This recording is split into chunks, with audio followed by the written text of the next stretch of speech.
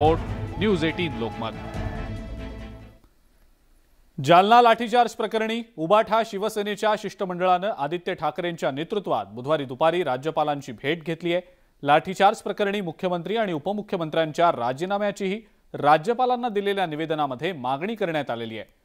दरम्यान भाजपचे आमदार नितेश राणे यांनी या भेटीवरून आदित्य ठाकरेंना जोरदार टोला लगावलाय। आदित्य ठाकरे आणि या लोकांना काय काम राहिलेलं नाही।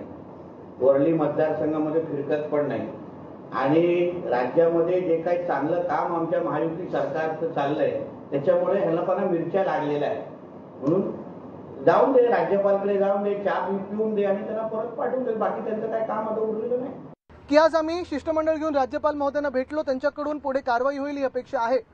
पण हे सगळं होत असताना आणि हे आम्हाला माहितीच नव्हतं, हे आम्ही केलंच नाही असे जे सांगतायत त्यांनी सरकार कसं चालतं ह्याची थोडं शिक्षण घ्यावं।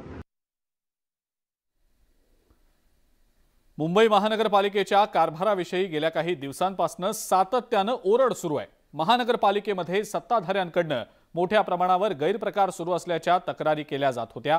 याच गैरप्रकाराचा पुरावाच एक प्रकारे माहिती अधिकारातून समोर आलेला आहे।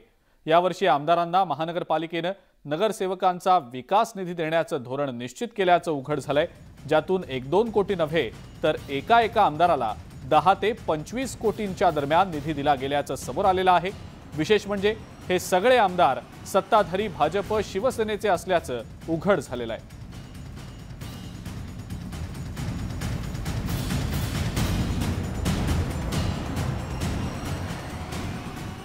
आणि मी स्वतः पत्र महानगरपालिका आयुक्तला पाठवलेलं आहे, पालकमंत्रीला पाठवलेलं आहे आणि मला यामध्ये कोणताही निधी आणि उत्तर मला मिळाले नाही असं एकंदरीत दिसत आहे की महानगरपालिकाचे जे प्रशासक बसलेले आहेत आता ते त्याचे मनमानी कारोबार करत आहेत। अजून 1 रुपया सुद्धा कुठेही महाविकास आघाडीच्या आमदारांना जे अजून आमच्या सोबत आहेत काय टुपुक जातात त्यांना कधी कधी मिळतं वॉशिंग मशीन मध्ये जाऊन, पण नाहीतर मिळालेलं नाही। तसंच माजी नगरसेवकांना पण आपण पाहत असाल जे तिकडे गेलेत त्यांना मिळालेलं आहे।